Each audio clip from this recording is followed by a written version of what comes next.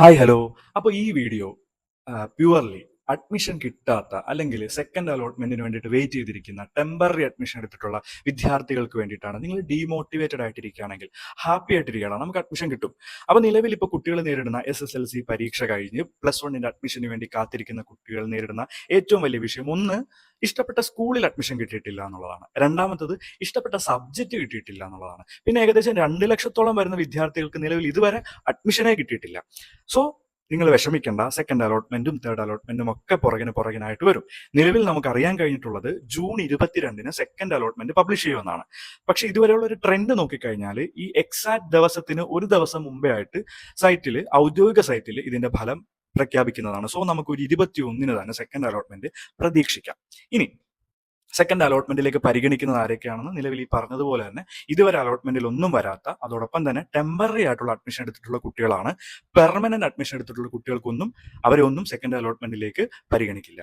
അപ്പോൾ ഇനി second allotment കിട്ടിയില്ലെങ്കിലോ പേടിക്കണ്ട, നമുക്ക് തേർഡ് അലോട്ട്മെന്റ് ഉണ്ട്, അതുപോലെ സപ്ലിമെന്ററി അലോട്ട്മെന്റ് ഉണ്ട്, ട്രാൻസ്ഫർ ഉണ്ട്. സോ നമുക്ക് ഇങ്ങനെയുള്ള സാഹചര്യങ്ങളിൽ പോസിബിൾ ആയിട്ടുള്ള പല മാർഗ്ഗങ്ങളും നമുക്കിനിയും ഉണ്ട്. അതുകൊണ്ട് നിങ്ങൾ ടെൻഷൻ ആവണ്ട, നിങ്ങൾ കൂൾ ആയിട്ടിരിക്കുക. അതോടൊപ്പം തന്നെ പേരൻസിനോടാണ്, കുട്ടികൾ ഈ അഡ്മിഷൻ പ്രൊസീജിയറിൽ നിങ്ങൾ അനുഭവിക്കുന്നത് പോലെ തന്നെ കുട്ടികളും ഇത്തരത്തിലുള്ള നല്ല കൺഫ്യൂഷനിലൂടെയും ടെൻഷനിലൂടെയും ഒക്കെയാണ് പോകുന്നത്. സോ അവരെ ചേർത്ത് പിടിക്കുക എന്നുള്ളതാണ് നമുക്ക് ചെയ്യാൻ പറ്റുന്ന ഏറ്റവും വലിയ കാര്യം. അവരെ പറഞ്ഞ് സമാധാനിപ്പിക്കുക, പറഞ്ഞ് മനസ്സിലാക്കുക എന്നുള്ളതാണ്.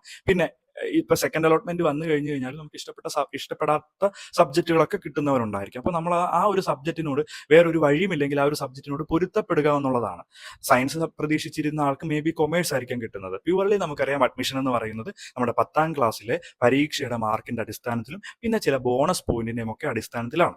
അല്ലാതെ നമുക്ക് മറ്റൊരു മാർഗേനയും അല്ല, നമുക്ക് ഈ ബോണസ് പോയിന്റിന്റെയും മാർക്കിന്റെയും ഒക്കെ അടിസ്ഥാനത്തിലാണ് നമുക്ക് അഡ്മിഷൻ കിട്ടുന്നത്. സോ നമുക്ക് സയൻസ് സബ്ജക്റ്റുകളൊക്കെ മാർക്ക് കുറഞ്ഞിട്ടുള്ള കുട്ടികൾക്ക് മേ ബി സയൻസിൽ അഡ്മിഷൻ കിട്ടണമെന്നില്ല. അപ്പോൾ നമ്മൾ ഈ കിട്ടുന്ന സബ്ജക്റ്റിനോട് പൊരുത്തപ്പെടുക എന്നുള്ളത് കൂടി നമ്മൾ മനസ്സിലാക്കേണ്ടതായിട്ടുണ്ട്.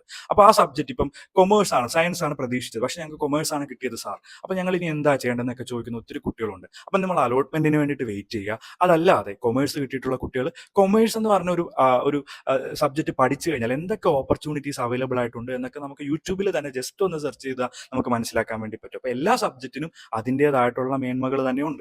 പണ്ടത്തെ ഒരു ട്രെൻഡ് പോലെ അല്ല, നമുക്ക് എല്ലാ ഫീൽഡിലും നമുക്ക് കൃത്യമായിട്ട് ഇപ്പൊ അതിനെപ്പറ്റി നമുക്ക് അറിയാനുള്ള സോഴ്സ് അവിടെ യൂട്യൂബുകൾ തന്നെ അവൈലബിൾ ആണ്. എനിക്ക് കൂടുതൽ ഡീറ്റെയിൽ ആയിട്ട് അറിയേണ്ട കുട്ടികളൊക്കെ ഉണ്ടെങ്കിൽ എനിക്കൊന്ന് DM ചെയ്താൽ മതി, ഞാൻ നിങ്ങൾക്ക് ഡീറ്റെയിൽ ആയിട്ട് എല്ലാ കാര്യങ്ങളെ പറ്റി പറഞ്ഞുതരാം. സോ നിങ്ങൾ ഇപ്പം ചെയ്യേണ്ടത്, നിങ്ങൾ കോൺഫിഡന്റ് ആയിട്ടിരിക്കണം. കോൺഫിഡന്റ് ആയിട്ട് നമ്മളിങ്ങനെ ഇമാജിൻ ചെയ്തിരിക്കുക, നല്ല ഹോപ്പിലിരിക്കുക. അപ്പൊ നമുക്ക് ആ ഒരു പോസിറ്റീവ് ആയിട്ടുള്ള ന്യൂസ് തന്നെ അറിയാൻ വേണ്ടി പറ്റും. നിങ്ങൾ ടെൻഷൻ ആവേണ്ട, എല്ലാ കുട്ടികൾക്കും അഡ്മിഷൻ കിട്ടും. അഡ്മിഷൻ കിട്ടാൻ വേണ്ടിയിട്ടുള്ള എല്ലാ പ്രൊസീജിയേഴ്സ് ഇപ്പൊ നിലവിൽ നടക്കുന്നുണ്ട്. അപ്പൊ സെക്കൻഡ് അലോട്ട്മെന്റ് ജൂൺ 22-നാണ് പറഞ്ഞിരിക്കുന്നത്. തേർഡ് അലോട്ട്മെന്റ് ഏകദേശം ഒരു ജൂൺ 29-ഓടുകൂടി തേർഡ് അലോട്ട്മെന്റ് വരും. ഇനി അതിനുശേഷം നമുക്ക് ജൂലൈ 6-നാണ് ക്ലാസ് തുടങ്ങുമെന്ന് നിലവിൽ പറഞ്ഞിരിക്കുന്നത്. അതിനുശേഷമായിരിക്കും സപ്ലിമെന്ററി അലോട്ട്മെന്റും ട്രാൻസ്ഫറും ഒക്കെ വരുന്നത്. സോ ഈ പ്രൊസീജിയർ ഒക്കെ കൃത്യമായിട്ട് മനസ്സിലാക്കുക. ഇനി എന്തെങ്കിലും ഡൗട്ട്സുകളോ കാര്യങ്ങളോ ഉണ്ട് നിങ്ങൾക്ക് ക്ലിയർ ചെയ്ത് തരണമെങ്കിൽ കൃത്യമായിട്ട് വീഡിയോയുടെ അടിയിൽ നിങ്ങൾ കമന്റ് ചെയ്താൽ മതി. സോ ഇത് യൂസ്ഫുൾ ആണ്, ഈ വീഡിയോസ് യൂസ്ഫുൾ ആണ് എന്ന് തോന്നിയിട്ടുള്ള കൂട്ടുകാർ ഇനിയും ഇത്തരത്തിലുള്ള കാര്യങ്ങളെ പറ്റിയിട്ട് കൃത്യമായിട്ടുള്ള കാര്യങ്ങൾ അറിയണമെന്നുണ്ടെങ്കിൽ നമ്മുടെ ചാനൽ ഒന്ന് സബ്സ്ക്രൈബ് ചെയ്തിട്ടിരുന്നാൽ മതി. സോ എല്ലാവരും ഹാപ്പി ആയിട്ടിരിക്കുക, എല്ലാവരും സന്തോഷത്തോടെ ഇരിക്കുക. Bye bye.